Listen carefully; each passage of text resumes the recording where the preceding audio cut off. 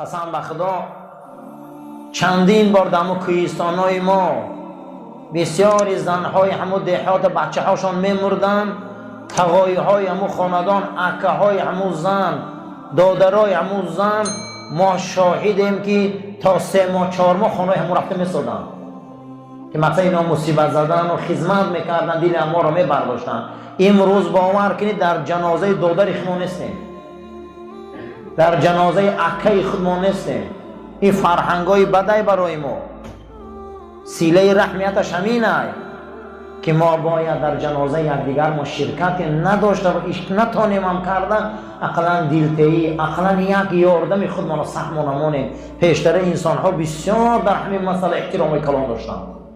یک آیله یک از دنیا میگذشت، باور کنید تمام انسان ها، مردهای همون آیله رنگ زن گریه میکردن.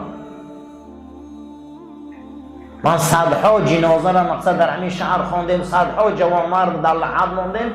در روز جنازه قسم به خدا سیگارت کشیدگی مردمی ما. روز جنازه در لحد ما مرده ماندیم، تلفن گریان میکرد، لحد مقصد نوار میگیرن.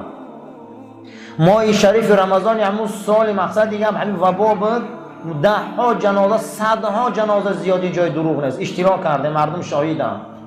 در ماه شریف رمضان گروه جوانا پاپیروس سیگارت کشیده. من گمان کردم که مردم دیگر قومن، گفتم مردم نه تاجیکای خود مانن. من گفتم این مرده را ما قریم روی کرده است، یکون استراحتگاه، این خانه آخرت رفته است، این پیش خالقش رفته است. شما هیچ ایمان داره؟ حتی رمضان بود قسم به خدا. بسیار فرهنگای پسته، بسیار فرهنگای بدایی. یکی از همین سیله رحمه برای که رحم نمونده.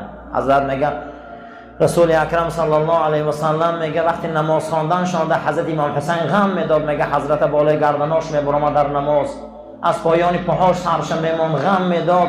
بعد به درجه شد که پیغمبر در حالت سجده بود. یک روایت، در دیگر روایت میگه عبدالله بچه عثمان بود. حضرت عثمان هم از رسول اکرم نبیره‌دار بودن، عبدالله نام داشت بچه‌شون. در 5 سالگیشون خروس زد، نبیره رسول اکرم نور. خروس روش کند، اما تو بیماری مختن اگه آزخ باری گرفتار شد. یاره باری کودکه که 5 ساله حضرت عثمان مردن. پیغمبر میگه نماز میخوان، اینا آماده از پشت گردن پیغمبر سوار میشدن. خیلی که از نبیرا با خودی بازی میکنن. میگه غم میدادن پیغمبر در وقت خواندن نماز. پیغمبر نماز دوام دادن میگیرید.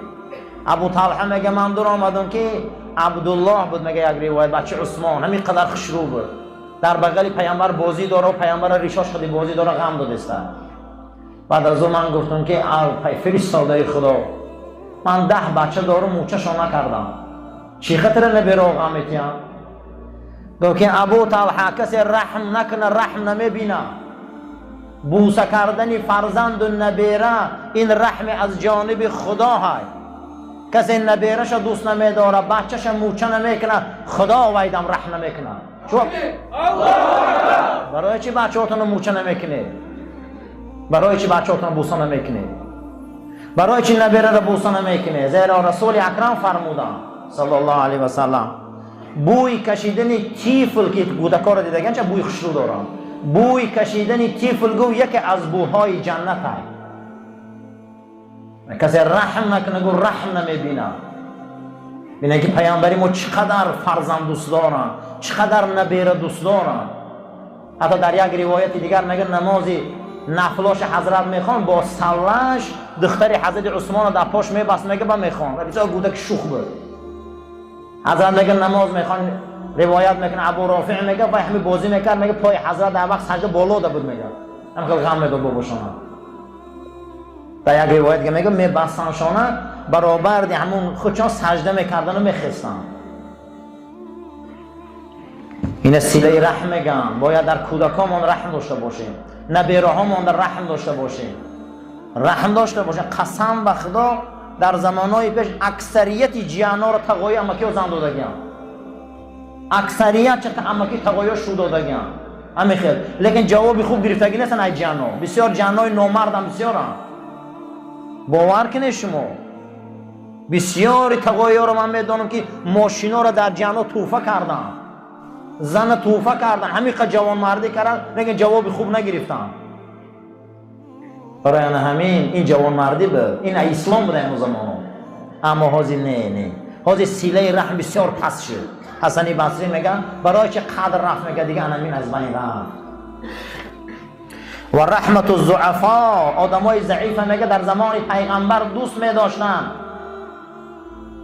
ابن قدامه میبیاره که رسول اکرم صفت شانده جلس کالعبید، پیغمبر در زمین رنگ غلاما میشیشت. سلطان دو دنیا، آفتاب دو دنیا، این دنیا را قطعی تمام هستش خداوند از نوری وی خلق کرده. جلس کالعبید، در زمین رنگ غلام میشیشت. گاه میگه در الاغ خر سوار میشه، پیش از عقیفش میگه کودکا را بار میکرد. و هر انسانی ضعیف را که ما میشناختیم میدیدیم که پیغمبر یکم خانه اول خبرگیری میره. آدمای ضعیف بسیار آدمای دل شکسته میشن. خبر آمدن رسول اکرم صلی الله علیه و سلم مدینه منوره اعلان میشه و که پیغمبر سفر در برآمدیان، اکنون تیار شوه، سال هجرت است. در دست مردم دسته های نوده های خرما و دف، دایره ها، خدمت و همین خیل آب زدگی مدینه را منتظرن که پیامبر اکرم می بیاید. حضرت عمر، تمامی مهاجرین آمدگان منتظرن که رسول اکرم می بیایند. کلان شونده های مدینه منوره به خودشان نصیحت کردند که پیغمبر در باغ و بستان و در قصر و کوشک و خاندان امام سودمای کلان شونده میگه شیشتن. گفتن هیچ که من شطور مقصد دیگه ذبح میکنم، اینش گفت من گوسفند ذبح میکنم، آمد خانی من میدروه، آمد خانی من میدروه. در همون مجلس کلان شونده ها مرد بود با نام ابو ایوب انصاری، مرد بود با نام کی؟ ابو ایوب انصاری. اینا یگان تاش رسول الله را ندیدن، ولی ندیده عاشق شدگان، ندیده ایمان آوردگان. ابو ایوب هیچ چیز ندارم، یک خانه پایان بالا داره، پدول یک تا خانه، یک کورپچه داره، یک طوق داره، زندگی بزور داره، دو دخترچه داره، همین بزوری کم بغلی زندگیش هم میگذرونه. اما وقتی در اون مجلس میشینه میبینه کلان شونده ها به حد از میمخونه بوستان سرای گفته استیان، این بیرون میبروی او تا یک درخت خرما ده میشینه. مدینه شهر سلخینه، میشینه و میگه پروردگارا من ندیده پیغمبری تو ده ایمان آوردم، من ندیده رسولی تو ده ایمان آوردم، قسم به خدا من مشتاقم. همه کلان شونده ها از دارایی‌هاشون امروز وصف فخر دارن، من هیچ چیز ندارم، لیکن من به تو مراجعت میکنم نمیشه که پیغمبر تا خودت خونی من بیاری، نمیشه که پیغمبر تا خودت بیاری. صدا بلند میشه که از پشت تپه های ودا شتری سفید نمایان شد، پیامبر آمد، کودکا در کوچه میریزن، زنها میریزن، همه دیگر میریزن، همین خیل استقبال رسول اکرم میره و مردم در گرفتن لجام شتری پیغمبر. آن روز جنگ است، حولی ما تیاره، خانه ما تیاره، باغ ما تیاره، مرحمت مرحمت. جناب پیغمبر صلی الله علیه و سلم میگن شتری مرا سرته، در کجایی که رفت مکان گرفت و خواب رفت مکانی ما همونجا. در روایت امام احمد میگه که پیامبر اکرم فرمودند که شتری من لجام شد، جبرائیل خانه ابو ایوب آورد. برای همین وقتی ابو ایوب از خدا طلب کرد، ضعیفی بود، بین که پیامبر ما ضعیف دوست می‌داشت که دل وی نشکنه. شتر آمد آخران کوچه مدینه، میگه تاپور امروزه مسجد نبوی، امروزه پیامبر در همون خاندان جسد مبارک شده. آمدن حوالی در آمده، شتر خواب کرد، شتر خواب کرد و حضرت گفت که اکنون جای زیستی ما معلوم شد. همین حالت در ابو ایوب میگه فقیر بود، کارچش برآورده، سکه های رسول اکرم از همون خرجین برید، داد زده زنش که آچد در حقت گریه کنه در کجایی، آچد در حقت گریه کنه در کجایی که پیامبر خونت آمده. ثعلبه همسایه ابو ایوب بود. ثعلبه میگه ای برا نگاه کردم، من ای برا نگاه کردم، مردم در تلاطف رسول اکرم خانه ابو ایوب در آورده استیم، من از فرصت استفاده بردم، شتر خیزاندم و آغل خودم آوردم. گفتم که پیامبر در خانه ابو ایوب میسته، نه که شترش در خانه ما میسته. و رحمت الضعفا، این ضعیفا را دوست می‌داره رسول ما هم باید دوست داریم ضعیفا را. اما امروز ما مشت ضعیف میزنیم، غم ضعیف میتیم. میگه وقتی شتر که برد روزه، میگه پیامبر در همون پدوال، میگه من همون در من روایت میکنه خودشان که در همون پدوال من زندگی میکردم. یک ترقصی سخت شد، میگه بیرون برآمدم که از همین اتاجی بالا او چپا کردیم بالا این پدوال در نگاه میکنه، میگه ابو ایوب قدی زنش هیچ چیز ندارن لطه که او قاق کنن که بالای سری پیامبر در نچکه، همون کرته کربوسچه خودش ابو ایوب رو آورده، میگه با کرتش او قاق کرده است. روزه شد که خانه ابو ایوب مسجد نبوی شد. روزه شد که این جسم پاک، جسد پاک در خانه ابو ایوب انصاری خواه. امروز اکنون خانه ابو ایوب ببینید چقدر شده، حولی ابو ایوب انصاری را ببینید. بیا بنده خدا شوید. حضرت حسن بصری یکی از تابعین بزرگی 600 تا صحابه رسول اکرم دیده صلی الله علیه و سلم. مادرمان عایشه را زیارت کرده. حضرت فرمودیم علامت های اهل خیر کیا هستند؟ زمانی پیغمبر و زمانی ما در کیا بودن؟ آدم های نیک چه خصلت داشتن که قدر و قیمت اونها بلند بود؟ یکم اونها راستگو بودن، دویم اونها امانتدار بودن، سوم اونها در عهداشان می ایستادن، چهارم در وجود اونها فخر و خیل، فخر فروشی و خیال پرستی نبود، پنجم صلت و رحم، اونها صله رحم داشتن. اما کیا رو حرمت کنه؟ تقایا رو حرمت کنه، اما و خاله رو حرمت کنه. هر کسی که از بچه‌دانی مامای پدریتان شدگی ای، هر کسی که از بچه‌دانی مامای مادریتان شدگی ای، هر کسی که از بچه‌دانی مادری ختان شدگی ای، هر کسی که از پشت بابای پدری و از پشت بابای مادری و از پشت پدرتان شدگی ای، با وجوده که مادر جدا هم باشه، اینا صله رحمه.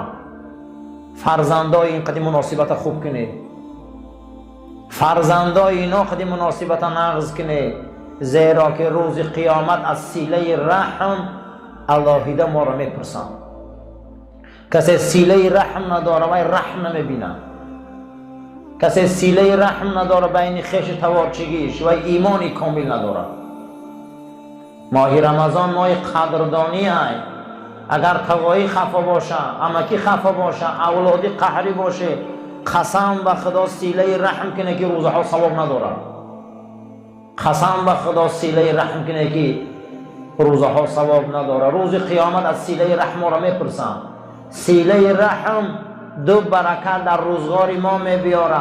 یکم رزق فراخ و کشاده و زیاد میکنه، دویم عمر به برکت میکنه. کسی خواه که عمری درازی به معنی بینه، قهرگی را بین خیش تبارچگی بس کنه. کسی میخواه که یکش دو دوش چار و کیسش پوری پول باشه و صندوقش پوری چیزه باشه و روزی کم نبینه، قسم به خدا قهری نشوه که خدای برکت میگیره. در حضور نبی کریم صلی الله علیه و سلم صحابه نشسته بودن، انبوی زیادی آدم شده بودن. حضرت گفت که رحمت خدای مجلس نیامده است. دویم بار گفت که رحمت خدا همین مجلس نیامده است. سوم گفت که رحمت خدا همین مجلس نیامده است. گفتن چیه یا حضرت گفتم و بین شما در دو خیش تبار قهری کسی ششته که میگه یک تقایی یک جن جا خستن. گفتن هر دیما یک سال گپ نمیزنیم. بعد از اون میگه گرفتن یک دیگریشان آغوش کردن و سلام کردن، آشتی کردن. حضرت گفت که رحمت خدا آمد. برای همین هر کسی که صله رحم نداره و ایمانی کامل نداره،